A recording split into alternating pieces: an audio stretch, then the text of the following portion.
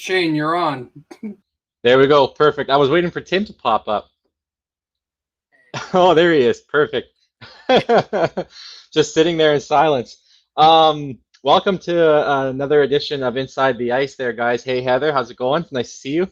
Um, Before we get into hockey, because I know like if you're gonna go anywhere for hockey news, me and Tim are the only two guys to go to. Obviously, right here on Game Changer Sports Network. But it's been a good week for me. I was just showing Tim this backstage before we started, but I got my brand new Game Changer Sports Network T-shirt in the mail today, and or yes, last night, sorry. And Tim's wearing the same thing, so Yep. yeah, we're really rocking the Game Changer Sports Network stuff today. And I was also telling Tim back there, I went to Costco for the first time in my life today, and I found this. I wanted to share this with you guys, but I could not go out of Costco without buying myself a gigantic thing of cheese balls. Wait, have you never seen those in your I've life? never seen these before in my life. Oh man, And I went to Costco and I was like, oh my Lord, I need to get me a they, big thing of cheese balls. And then I brought these home. My girlfriend just chirped me the entire time. they don't they don't sell those at Walmart up in Canada. No, I had to find them at Costco. Smokes. Yeah, Okay. no, they don't. So I'm in my glory now. I'm gonna sit after this and watch the Lightning and Islanders game and stuff my face in cheese balls. It's gonna be a good night. um, What else you any, gotta do? Anyways, guys, we are gonna get right into it here because we got a lot to go over. We're gonna start off the show today talking about what's going on in the playoffs right now. So we're gonna start with the Western Final recap. Now, this Western Final shocked everyone. The Dallas Stars continue to do Dallas Stars things, shocked the entire hockey universe, and they took out the Vegas Golden Knights in 5 games. Now, who saw that coming? Because I sure didn't. Absolutely no one. Now, the Stars defeat the Golden Knights in 5 games. They advance to the Stanley Cup Final for the first time since 2000, 20 years in the making. Now, Tim, do the Stars have a legitimate shot at bringing home the Stanley Cup title? Absolutely. They have everything going for a team that wins the Stanley Cup. They And have you, they have their goaltender playing phenomenal right now. Hudobin stood on his head that series. Khudobin is unreal. Like, where did this guy come from? He's 35 years old and he's been a backup his entire career. And then this year, let me just post a .950 save percentage goals against average in the Western Conference Finals and beat the Vegas Golden Knights in 5 games. No big deal. The way that Anton Khudobin is playing reminds me of Tim Thomas in 2011 for the Bruins. Completely agree with you. Yeah, And just that kind of goaltending, that can win you a Stanley Cup on top of the rest of the team showing up. Like, we have guys that are rookies scoring game-tying, game-winning goals. exactly. Kiviranta, that Joel Kiviranta, where in the hell did that guy come from? Excuse my language, but where did he come from? He scored a hat trick. I think that was that Game 7 against Colorado? It was a hat trick. And Yeah, then he got a winning goal, an overtime winning goal, I believe, in this series against Vegas. And he's just like, you got those third, fourth line guys that are stepping up, and this Dallas team looks as dangerous as ever. Now, obviously, Dallas advanced to the Stanley Cup Final. We're still waiting to see who their opponent is. But if you're the member of the Dallas Stars, who would you rather play, the Lightning or the Islanders? I feel like the Lightning could be an easier team to take down, in my opinion. The Islanders are they're pesky and they don't go away. Like, look at, they're forcing Tampa to 6 games. That's no easy defeat right there. Mm-hmm. Yeah, exactly. I would have to disagree with you. I think if the Lightning win that series, they're going all the way. I said it as soon as Dallas beat out Vegas. I said, if Dallas plays the Islanders, they're winning the cup. I think, the Islanders, they have arguably the greatest coach in hockey. They have one of those very, very, very underrated teams. But I think, I don't think with the way Dallas is playing and Khudobin is playing, I think Dallas have a better shot playing the Islanders. That's just my opinion. I think if the Lightning move on, they're gonna have what it takes to beat Dallas. I'll Sure. tell you this. On paper, I think Dallas playing the Islanders is easier. But Yeah, Heather thinks the Lightning. but I think when it comes to game time, Dallas has proven that they can push around the Colorado Avalanche. They've proven push around the Vegas Golden Knights. So who's to say they can't push around the Islanders or Tampa Bay? Like, who knows? I feel like the Islanders are more of a well defense coach team. Like, they're harder to get goals on. Where I feel like when you play Tampa Bay, if you shut down their offensive talents like Kucherov and Point, like Point is still a game time decision. I don't know what his status is right now, but if you can shut those guys down, I feel like you could probably get a couple goals in to win the game. I feel like Dallas can outweigh Tampa Bay. And not only that, but Dallas, is shocking everyone. Like at the start of the playoffs, the two teams from the West that were picked by everyone to be one of two teams moving on to the Stanley Cup final was Vegas and Colorado. Every analyst had either one of Colorado or Vegas going to the Stanley Cup final from the West. And Dallas just comes out of nowhere, takes out both of those teams. And I think, Dallas has a very, very legitimate shot at winning the cup for sure. Now, Vegas are obviously they had a killer team this year. Everyone was very, very on the Vegas Golden Knights was very upset and disappointed that they lost out when they did. They were all hoping for a cup. But what happens next if you're Vegas? What happens next? Like, where do they have to go to get to that next level and win a cup next season? Well, here's the thing: is Fleury ain't getting no younger. What's he gonna be? 36 in November, and you have Robin Lehner in there, who's gonna be 30 in October, I believe. I don't know. I just feel like you gotta kind of move Fleury, because are you gonna pay this guy $7 million for 2 more seasons? He didn't have that good of a year. Granted, his father passed away, so he's going through some personal issues right now. But you can't just spend $7 million on a goaltender if he's not going to perform. If he's going to be a backup goaltender, you can't be paying $7 million for a backup. You got to move him. What do you think about the future of Peter DeBoer? Do you think he stays head coach? Do you think the Vegas Golden Knights make a move up there, or what do you think happens? I would say they keep him for being a coach that came in after being fired from the San Jose Sharks. He comes in and leads Vegas to a conference finals. Granted, it was a terrible disappointment in the conference finals, but you're the final 4 teams in the league. That's nothing to be ashamed of.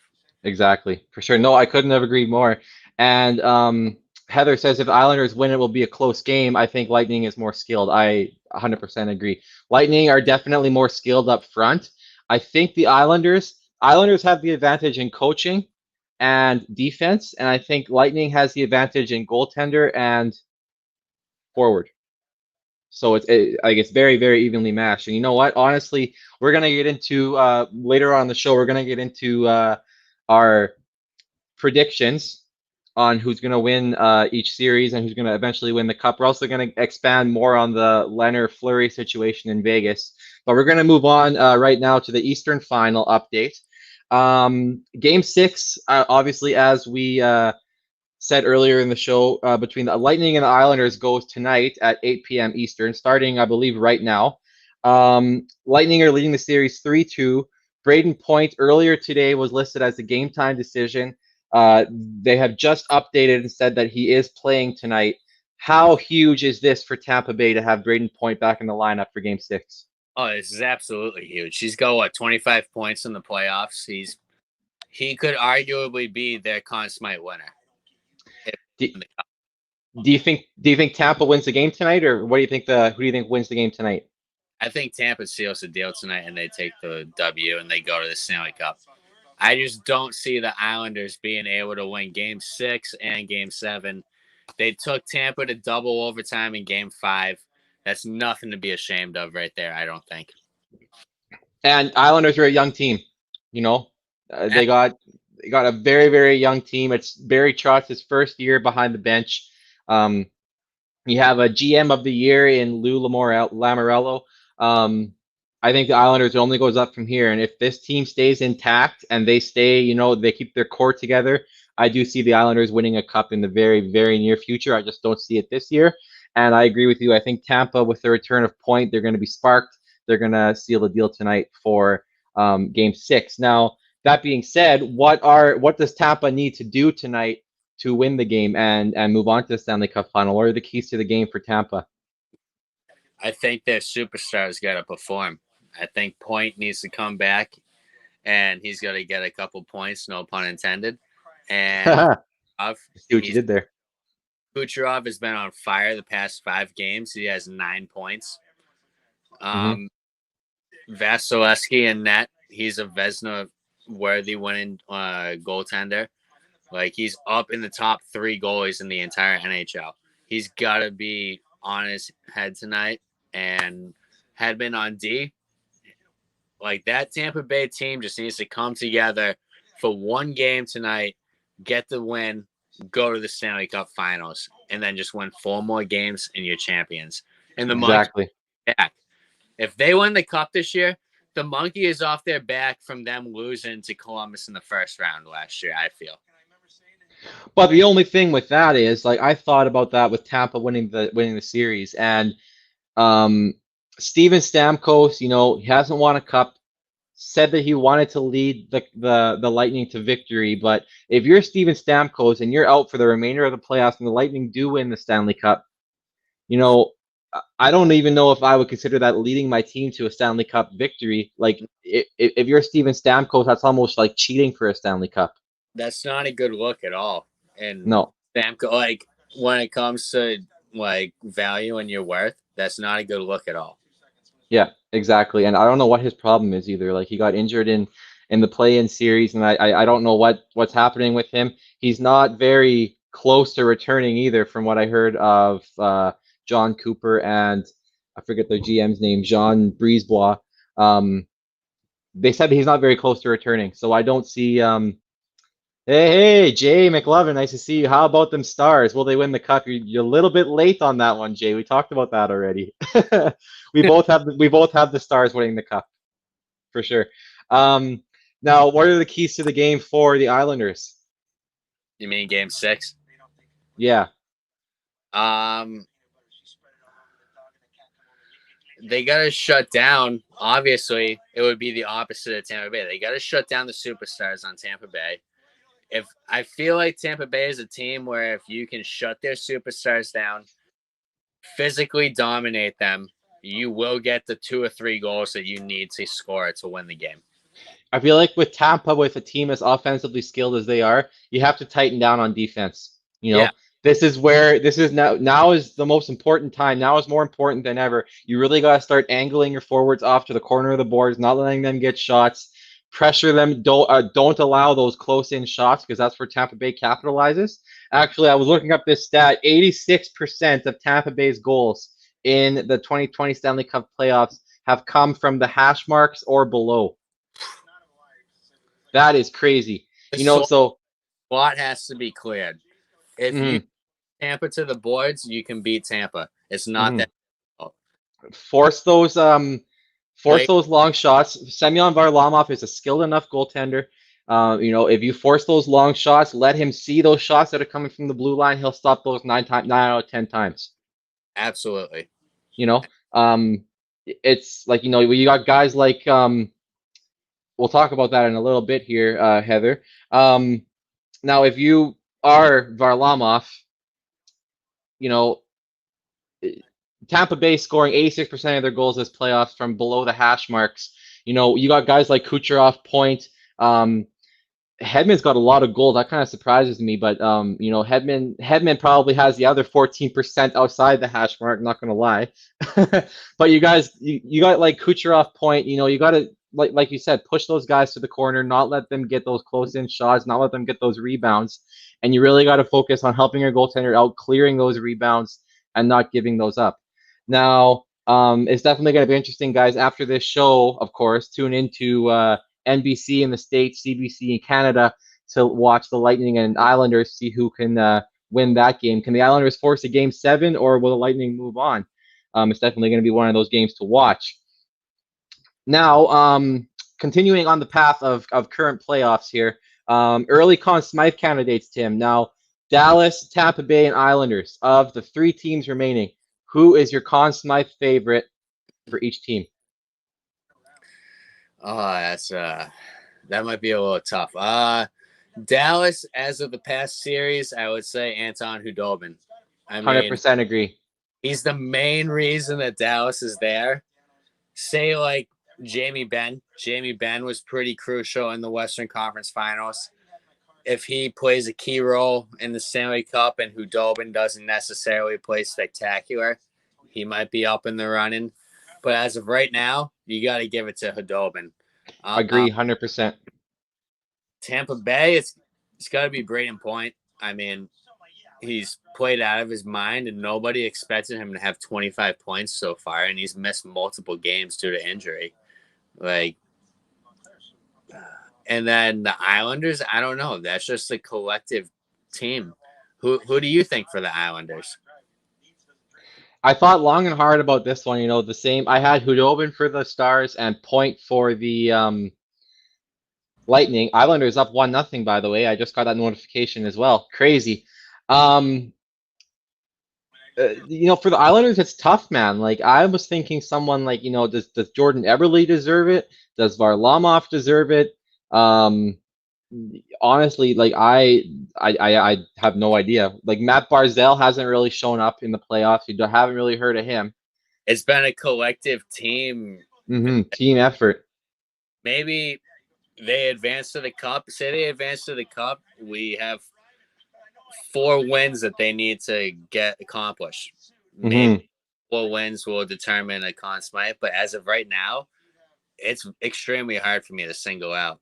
Like that's the thing with the Islanders. All 4 forward lines and all 3 defensive pairings have gelled as a team, and it's been one big collective team effort. And you can't just single out one guy as MVP of the playoffs because they've all been like playing as a team, doing exactly what they need to do to win a cup as a team.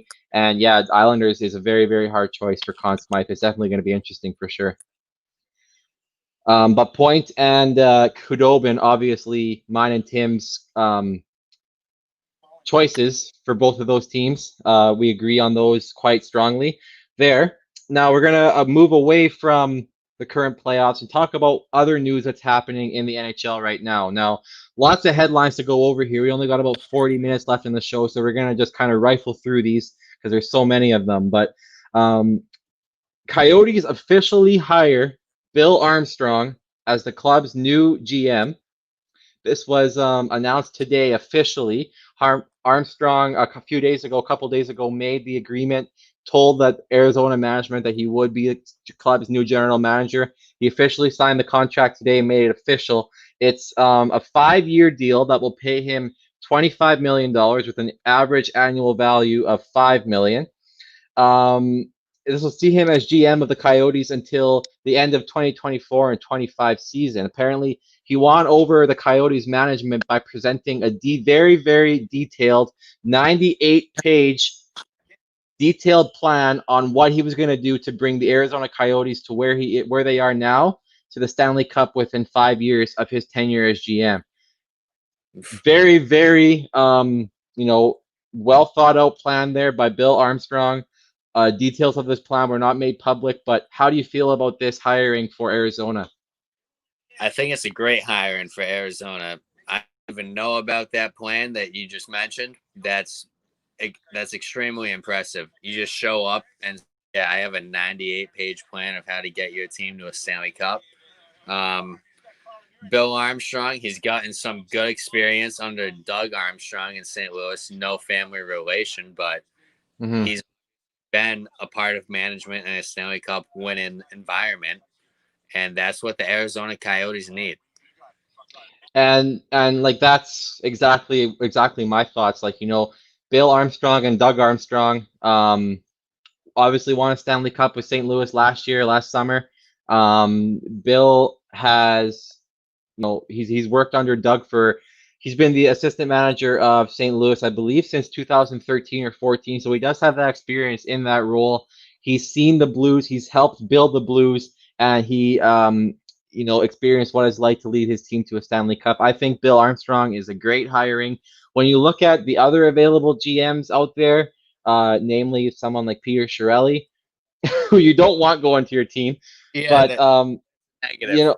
yeah, I think someone like Bill Armstrong, the only other person I can maybe think of having a shot in Arizona was George McPhee, but I don't know if McPhee wants that general manager role anymore. You know what I mean? Yeah, I understand that. I also don't know if George McPhee would want that general manager role in Arizona. Yeah. A team that has struggled. He might be aiming for a city like Seattle in a year. Well, Seattle's already got Ron Francis though for their GM. That is true. So I mean, you think he'd be a possible head coach? I don't think so. I don't know if George McPhee has what it takes. He doesn't. I mean, he has experience as a general manager, not as a head coach. I think if I'm the Seattle Kraken, if guys like Mike Babcock or Bruce Boudreau stay on the market without a job, I think you have to look at getting one of them. Maybe not Babcock after all the allegations that came out against him, but Bruce Boudreau for sure. He has some success in Minnesota. He was a long tenured coach in Minnesota, and I think Bruce Boudreau would be my guess and my hunch to go over to Seattle to be the head coach over there. There's not many other coaches available. No, there's not. There's been like a gigantic coaching carousel in the NHL recently, which we'll get into later. But we're going to move on to Buffalo. Speaking of general managers, both Buffalo and Minnesota's GMs were busy. And they, if you haven't heard of this yet, had not really a blockbuster trade, but a very, very noticeable trade. The Sabres beef up their forward depth. They trade Marcus Johansson to the Minnesota Wild, 1-for-1 for Eric Staal. 35-year-old centerman Eric Staal has been with the Minnesota Wild for quite some time now. He has that veteran leadership. How does Eric Staal help Buffalo? Because I think this was a great trade if you're the Buffalo Sabres. I have an interesting take on this. I don't know. For the Buffalo Sabres, it's a great pickup for veteran experience. They definitely won the trade because even at 35 years old, Eric Staal was outperforming Marcus Johansson last season. I don't know how many more seasons the Buffalo Sabres could be expecting Eric Staal to be Eric Staal. Mm-hmm. Yeah, Staal is good for his age. I do agree. 35 years old. He doesn't look like he's 35 on the ice. Absolutely. Staal put up, I think I just wrote an article on this the other day. Staal put up, I believe it was 47 points in 60 games. Yeah, it was 47 points. So, that's not bad for a 35-year-old forward. So, Buffalo definitely won this because Johansson only put up 30 points this past season, and he's going to be 30 in October. Yeah. And you also have to know Staal is going to be 36 in October also. So how many more seasons do you really expect him to put up over 30, 40 points? Does he bring a great veteran experience and leadership to the locker room as he's won a Stanley Cup with the Hurricanes? Absolutely. And could this season immediately he be a good impact? Yes. But I don't know how many future seasons he'll be the same player. If you're Ralph Krueger, head coach of the Buffalo Sabres, do you give Eric Staal a letter this year? I think you obviously not the captain, because that's like Jack Eichel's the face of the franchise. He's captain obviously for I think a long time. But do you give Eric Staal an A? I think you have to, because not only how many other players on Buffalo have won a Stanley Cup, but Eric Staal was a huge role in Carolina winning a cup. So yeah, he's been there. He's done that. He at least deserves an A. I feel like if you don't give him an A, that's disrespect right there. Yeah, I agree 100%. So I think definitely I agree with you there. Buffalo did win that trade. Not sure what you're going to get out of Marcus Johansson. He wasn't bad. Definitely wasn't bad for Buffalo. I mean, like you said, 30 points. Definitely nothing to be ashamed of. It's like the average NHL player. But I'm just obviously like as of right now, I think you look at it on paper and what Stahl's accomplished and what Johansson's accomplished. I think Buffalo definitely wins this trade. Definitely something positive for the Buffalo Sabres, who have the longest playoff drought in the NHL right now, going on 10 Yeah. years. Do you think Eric Stahl has what it takes to push Buffalo Sabres over the edge into the playoffs? Here's where I say no. Do you think Buffalo needs to? What do you think Buffalo needs to do? What do they need to acquire to get over that hump? I don't think Eric Stahl in itself is going to get Buffalo to the playoffs. I think they have to acquire a couple more people to add to their depth, because who do they really have besides now Eichel, Stahl, Skinner, and Rowland on defense? Like Mm-hmm. like I just feel like Buffalo lacks a good amount of depth to get back to the playoffs. Does Buffalo still have Connor Sheary, or did he go back to Pittsburgh? I He think he went back to Pittsburgh, didn't yeah, he? Yeah, yeah. yeah. Yeah, I agree with you 100%. Buffalo's got great moves, great move. We're getting Eric Stahl, but you got to do more. You gotta. I mean, the only defenseman right now that I can name on Buffalo is Rasmus Ristolainen. I can't think of another defenseman on Buffalo off the top of my head. And that's they need some younger talent. Exactly. They need some young guys. Hockey. I said this before. I will always say it to the day I die. Hockey is a young man's sport, and it's getting younger and younger. You look at guys that are 28, 29 years old in the NHL. Old. They're they're old. Old. Plain and And simply. before you know it, 25, that's going to be old. Should Montreal trade Carey Price? That brings up another conversation, and we'll get into that later. Now, staying on the Buffalo Minnesota track, gearing more towards Minnesota, Wild defenseman Jonas Brodin, yesterday I believe it was, he signed a 7-year, $42 million extension to stay with the Minnesota Wild. Now, General Manager Bill Guerin said the Wild are nowhere near close to done making moves yet this offseason. This puts guys like Matt Dumba, who is currently third on trade bait list, Mikko Koivu who's also up there, and believe it or not, Jared Spurgeon on the list. Which one of these three guys, Dumba, Koivu, or Spurgeon, do you think is most likely to get traded? And when with Guerin saying, they're not even close to done making moves, what do you think happens in Minnesota? What do they need to do? So you think Minnesota would trade Spurgeon? I believe he just signed a lengthy contract last year. From what I heard, he's on the trade block. Wow. I could be wrong though. That would be hard to move though, because damn, that would be hard to move. I feel like he has 5 or 6 years left on his contract. But I would say either Dumba or Koivu. Maybe Koivu would be more in the trade block. Mm-hmm. I feel like he's older, and Minnesota wants to get rid of him before they have to sign him. Yeah. Yeah. I agree 100%. He's old, and he's still a great player. Mikko Koivu is exactly like an Eric Stahl. They're about the same in age. They still put up points. They're still good veteran depth players. Mikko Koivu, if he were to get traded, he would help out any team that he goes to immensely. But I think right now, of those three guys, Matt Dumba, he should be the most uncertain about where he's going to end up, because there are rumors swirling everywhere. I think I was reading today there's like 8 or 9 teams that have called Bill Guerin about what it would take to acquire Matt Dumba. And quite honestly, between you and me, Tim, I don't see Matt Dumba staying with Minnesota Wild. I think he's with a new team next year. And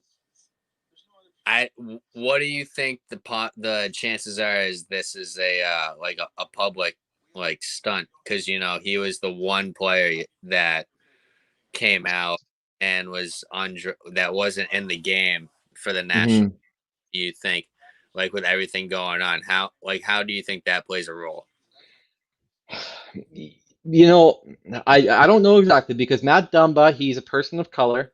He is the person. I believe Matt Dumba is the person that started that hockey allegiance. I don't know the exact name, but it's like that allegiance that Black Lives Matter.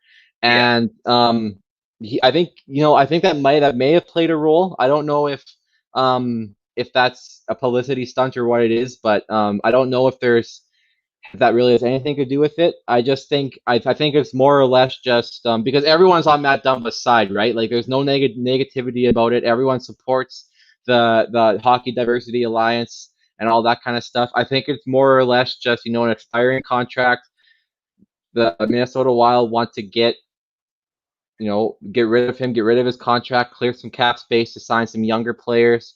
I think that's more or less what it is. I don't think it has anything to do with Dumba being the head of the Diversity Alliance.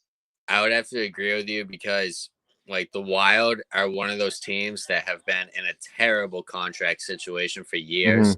Oilers, Like another one. the same like Zach Parise contract. Like Yeah, that was a terrible contract for them. And yeah, they've been trying to escape that for years. So I yeah. feel they're trying to get back to the path of being a playoff team every year. Bill Guerin, I have high hopes for Bill Guerin in Minnesota because he knows he knows and he acknowledges what this team needs in order to challenge for a Stanley Cup. They need to shed cap, basically rebuild, start all over, build from the ground up, and get those not like ridiculously high contracts. You got to get more guys like Nathan MacKinnon who will take deals for less money in order to build a winning team. And I think that's what Bill Guerin's going to kind of um, push for in Minnesota is to get those guys to clear all the try his best to clear all the bad contracts, get them to re-sign for less to try to build this team. So I think the Minnesota Wild are in very, very good hands with Bill Guerin. Absolutely. I 100% agree with you. Mm-hmm. And it's going to be definitely a test for Guerin. I believe this is his first general manager position, so it's definitely going to be a test, and we look forward to seeing how that plays out down the road. We're going to move on to the coaching carousel. Now, this is where things kind of get messy in the NHL because you have all these different coaches that sign with all these different teams. I'll just kind of do a recap of what happened here. The Capitals recently hired Peter Laviolette as their new head coach. He replaced Todd Reardon. This is the seventh head coach. Laviolette's the seventh head coach in Washington since Alexander Ovechkin entered the league. So what are your thoughts on this hiring, and was this a good move for the Capitals? I think for the Capitals as a team, this is a great move. Laviolette is a hell of a coach. He's brought 3 different franchises to a Stanley Cup Finals, winning one. Mm-hmm. And as we all know, just making the finals is a feat in itself. And he brought Carolina to the finals in 2006. He brought Philadelphia in 2010 and the Predators in 2017. He's bringing a lot of experience to this Capitals team that has a lot of veteran leaders. You have Oshie, Kuznetsov, Ovechkin, obviously. You mentioned this is the 7th new coach since Ovechkin's been in the league. I find that pretty interesting. I wonder how much of a role like him as a captain, because he's been a captain of that team for a long time. He's been the lead of that team for a long time. Face of the franchise too. Exactly. What is his role in bringing in a new coach? I wonder what his relationship will be like with Laviolette, because he is a coach that will stand up for his players, but he's not going to put up with any shit. And if Ovechkin wants to play any single play guys, like, I don't know. I feel like it'll go good. I think this is a good move for the Capitals. See, that's just it. I was just going to actually say that if you didn't. Laviolette, he's definitely a hard-nosed coach. He doesn't put up with nonsense on behind the bench. He keeps his team, keeps a very, very thin line, strict line between himself and his players. And, if his players aren't performing to the ability that he wants them to, Laviolette is the kind of coach that will not be afraid to, lay into his team, get them motivated. And I think that's something that the Capitals are definitely going to use to their advantage for sure. Moving on in the coaching carousel, with Laviolette being gone off the board, the Calgary Flames also removed the interim tag on head coach Jeff Ward. Jeff Ward also, as you guys probably already knew, was the interim head coach in Calgary since Bill Peters resigned due to all the allegations against violence to his players and everything like that. Apparently, the Calgary Flames like Jeff Ward enough to remove the interim tag. They did it.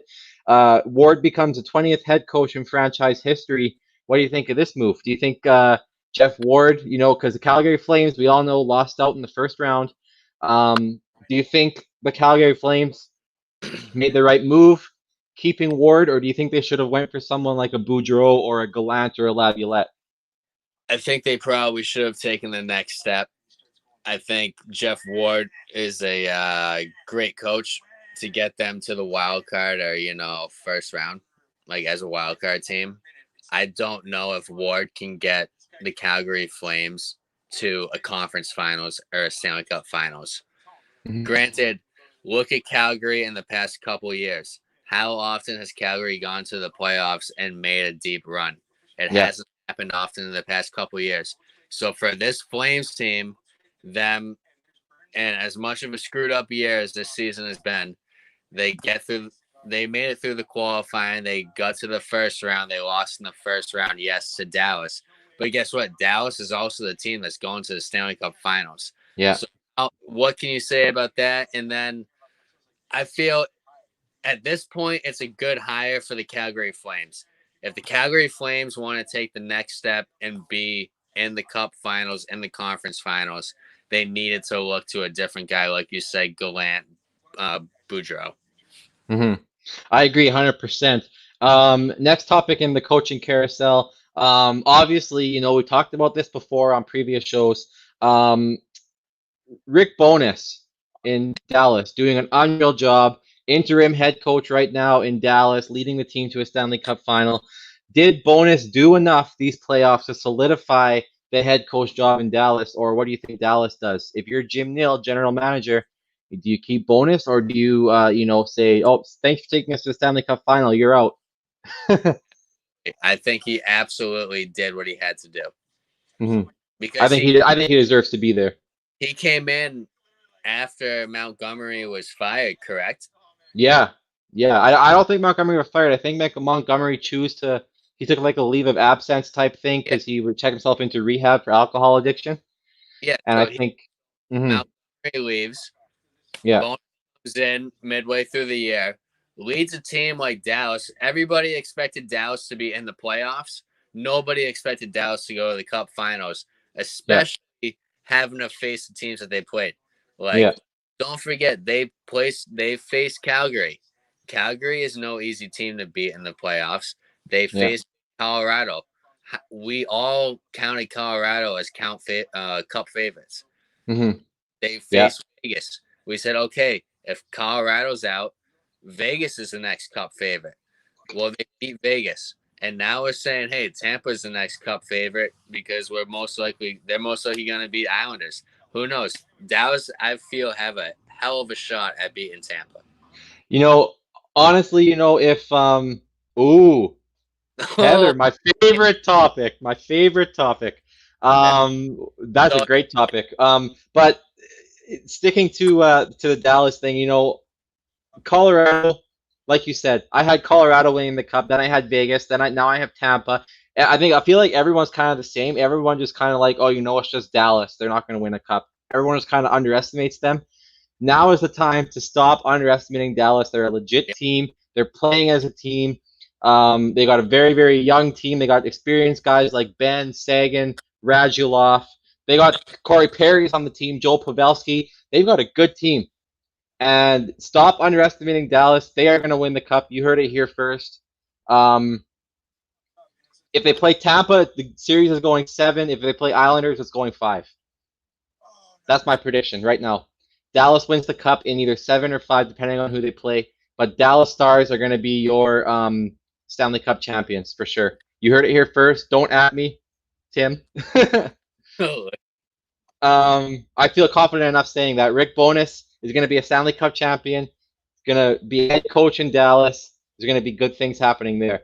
I think he did more than enough to be the head coach in Dallas, and he definitely deserves every single second of what he's about to get. Also, pieces that we won't really touch on here because we got 20 minutes left and so much more to go over. Former Stars coach Jim Montgomery joins the Blues as the assistant coach. So he's alongside Craig Berube now as the assistant coach. And announced today, Manny Malhotra, former NHL player, joins the Toronto Maple Leafs as an assistant coach. Kind of an interesting move there. I didn't even know Malhotra was into coaching, but definitely interesting there. We are going to move on because we've got so many more topics and not enough time to do it. So Montreal Canadiens also signed defenseman Joel Edmondson to a 4-year, $14 million extension with an average annual value of $3.5 million, which I think is a solid amount of money. Bergevin did a great job signing Edmondson for that amount of money. Now, what does Bergevin, now he's got Edmondson locked up, what does Bergevin need to do next? Because Carey Price is not getting any younger. Carey Price, if he wants to win a Stanley Cup, and it's not going to be too long before he wants out of Montreal.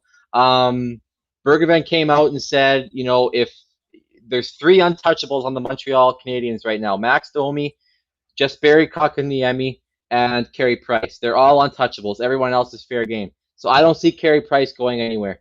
What does Bergevin, that being said, what does Bergevin need to do to make sure that Carey Price gets his Stanley Cup in Montreal before he retires? Montreal is a tough team for me.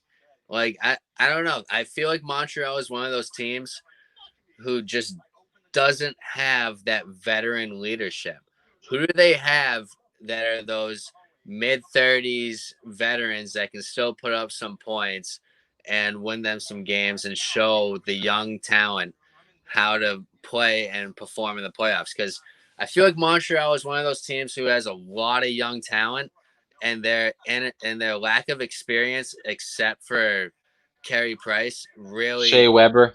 Like, they do have Shea Weber on the point, but like, that's only one guy. Like, most teams that are successful, they have a line, if not a line and a half, of older guys with talent. So I don't know where Montreal goes, in my opinion. Mm-hmm. Yeah, I don't know. I would say if you're Bergevin, keep Price. Price is obviously he's considered one of the most elite goalies in the game right now. Keep him. You'll be fine with Carey Price. Maybe look at bringing in a couple more defensemen. But as for forward, I think you're fine on forward because Kotkaniemi's first year in the NHL, he proved he belongs where he belongs there. He had a great season. You got guys like Drouin, Philip Deneau, Max Domi, Thomas Tatar. They're all experienced guys. Well, I mean, not really experienced, but they have what it takes to put up points in the NHL. And Paul Byron's another one. I think Montreal's fine on forward. I think they just need to solidify, like so many other teams, the Oilers, Maple Leafs. They have to solidify that blue line. And I think if Bergevin can do that, mind you, I think Bergevin, that being said, I think Bergevin is one of the worst GMs in the league. I just don't think he's that active. And like you said, if Montreal adds 2 or 3 more solid defensemen, do they have to be elite? No. But if they're a little above average, that'll help Carey Price so much. And at this point in time, they're a wild card team, in my opinion, at best. Mm-hmm. Mm-hmm. Yeah. Like you've said multiple times before, they weren't even supposed to make the playoffs if everything went as normal. Yeah. So Montreal, if they they need defense. If they improve their defense a bit, they might be able to get into the top 3, but don't forget how tough those top 3 teams of the Atlantic are. Right. So let's get into this topic here that Heather brought up.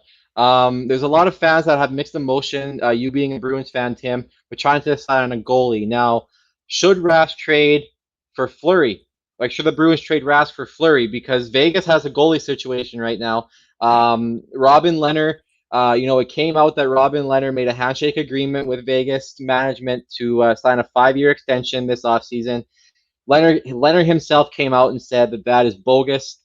He never made that agreement. He denied everything that had to do with it and said that he'll go wherever he's wanted. So do you think Lehner returns in a Vegas Golden Knight uniform? And if he does, what happens to Fleury? Do you see the Boston Bruins trading Rask for Fleury, or what do you think happens there? I pray to God we don't trade Rask for Fleury. If we trade Rask for Fleury, we better get something on the other end. Why do you think that?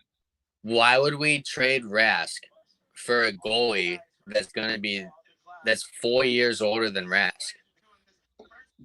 Like, good point. Like, Fleury's going to be 36 in October. Why would we trade Rask for him 1-for-1?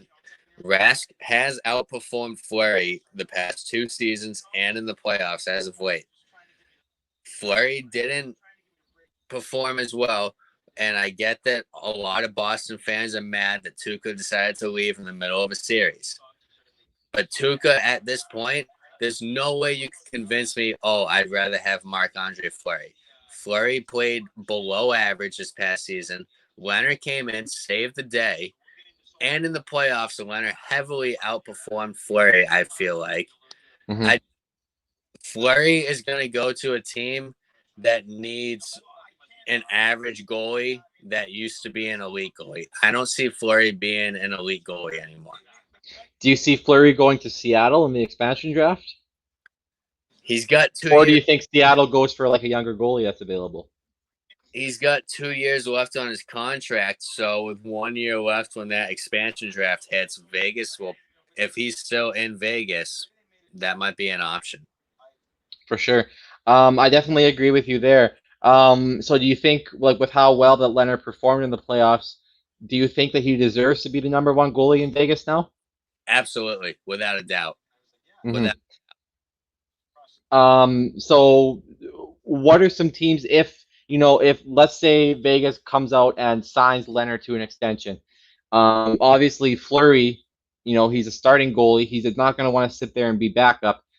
If the Vegas Golden Knights come out and sign Leonard and decide to trade Fleury, what are some teams you think that might be interested in picking up 3-time Stanley Cup champion and Marc-Andre Fleury? I could say Edmonton and Calgary. Mm-hmm. No, as an Oilers fan, we don't want Fleury either. If Vegas loses Leonard, they will have problems. Also, Fleury to Seattle would be interesting. Yeah, Fleury to Seattle. I mean, I can see, like you said, Fleury's going to be 36. He's getting up there in age. I don't think, Seattle's going to want to go for a younger goalie. I can even see, I can see something happening because if Boston still has Rask and Halak, they can only protect 1 goalie. I see Boston protecting Rask.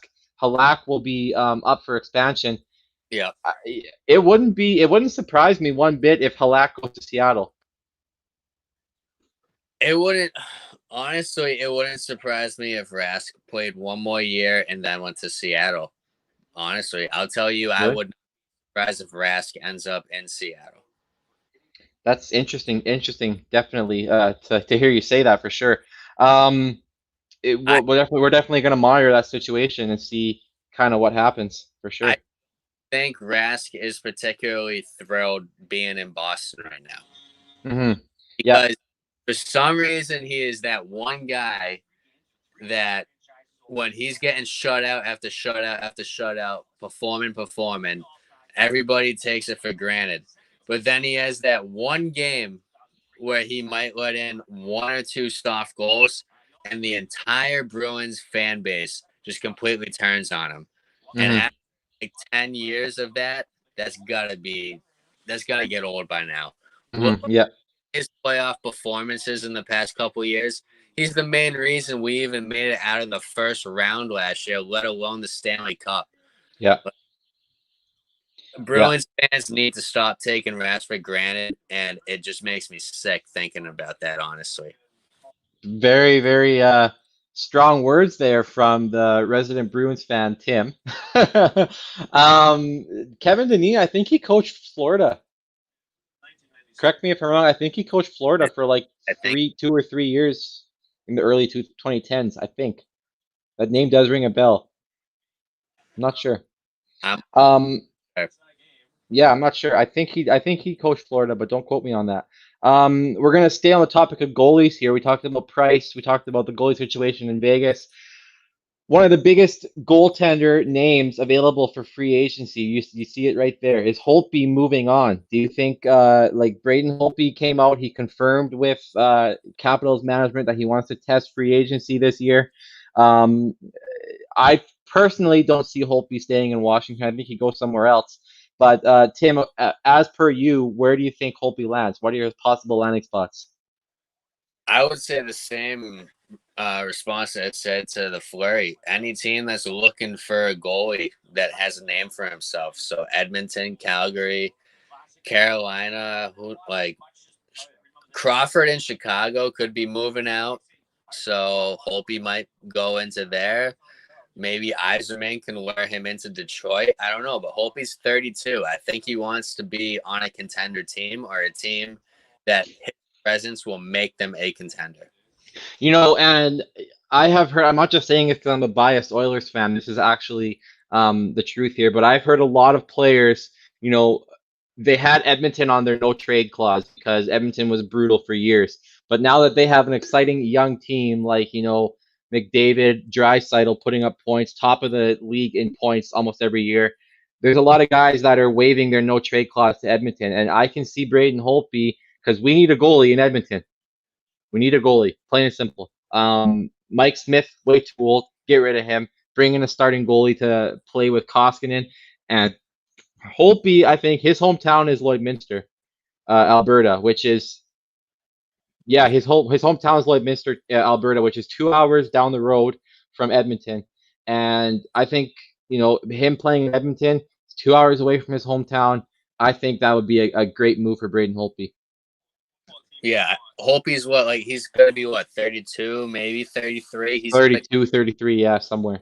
He's got a couple solid years left that he can put that team over the edge. Like as an Edmonton Oilers fan, I would gratefully accept Holtby if I were you. The only thing is, Holtby's gonna want money, so you're gonna have to give up because Oilers don't have anything for cap space. Yeah, so you're gonna have to shed some cap in order to bring in a guy like Holtby. Yeah, because you're paying McDavid like 12 million, yeah. Now there's two types of Boston fans. One side of the fans that love Rask and think he's a great goalie, which I'm a part of.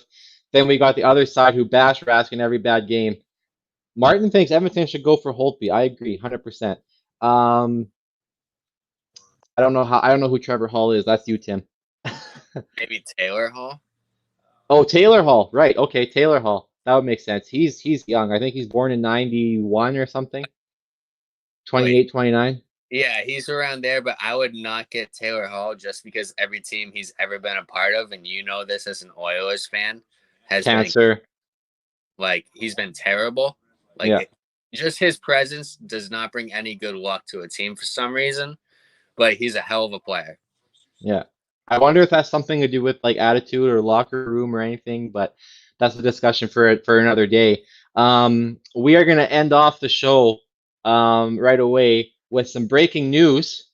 If you haven't heard about this, you can see it on the banner right below us. Florida kicking incident. Now, this is breaking news. It just came out a couple hours ago. But the Florida Panthers, if you haven't heard already, they parted ways with assistant coach Mike Kitchen after he allegedly forcefully kicked a Panthers player on the bench this season. Now, I actually wrote an article about this. You can find it on the Game Changer Sports Network website. But basically, long story short, what happened is they were in a game against the Minnesota Wild on January 20th. So it was way earlier in the season, about 9 months ago.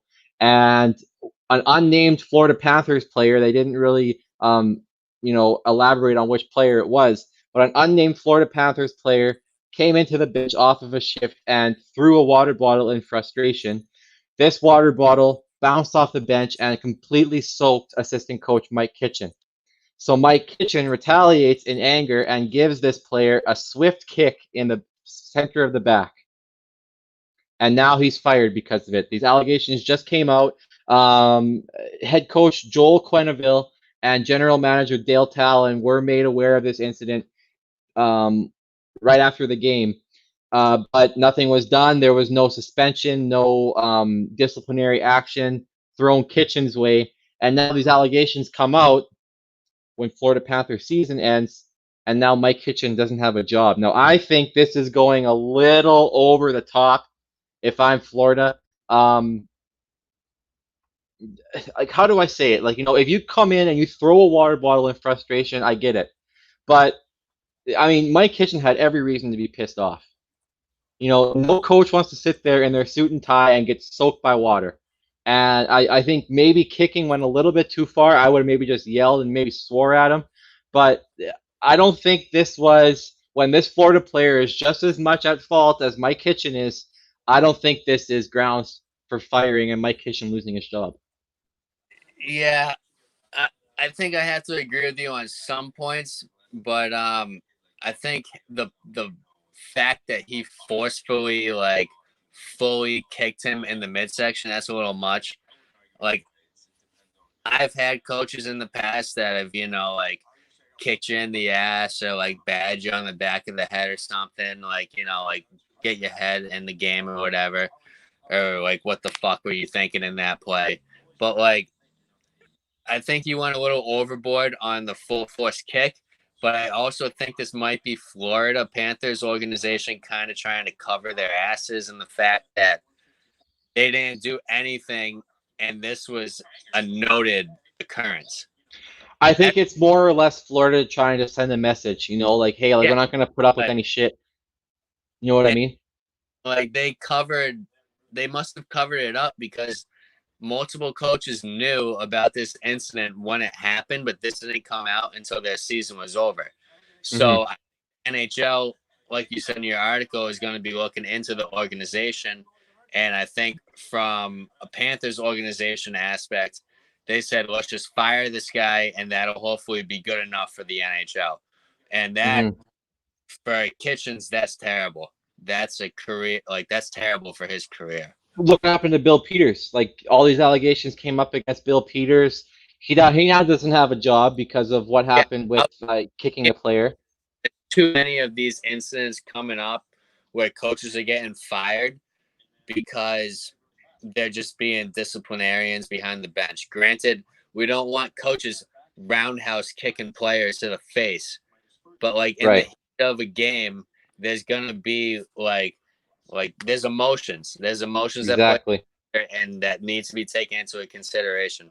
And I'm telling you, a little tap on the back of the head or the ass for an NHL player is not going to hurt them. But now, when you're forcefully kicking someone, that's going to be an impact. Now, one thing that does have to say, that does have to be put into perspective is in this game, this particular game that this incident happened in, Florida won the game 5-4, but at the time that the kicking occurred, it was Florida was up 3-0 in the game, and then Minnesota stormed back for 4 unanswered goals. It was 3-2 3-2 Florida after the second period. Minnesota came back and scored 2 goals, bang bang in the third period, went up 4-3. Obviously, you're going to be frustrated if you're the Florida Panthers. You and I have both played in those games. Emotions are high, like you said. Frustration sets in. You throw a water bottle because you're frustrated. But I mean, at the end of the day, I do agree with you there. Florida Panthers, I think, just did this because they knew the NHL was going to open up an investigation. They basically just said, okay, Mike, sorry, we got to let you go. We got to save ourselves here. And I think that's kind of more or less what happened. The fact of the matter is the worst part is that the people that are making decisions in the NHL are the people that have no clue what it's like to be in those moments in the game. I mean, look at George Peros. You got the biggest goon ever in the league as the head of the Department of Player Safety, for God's sakes.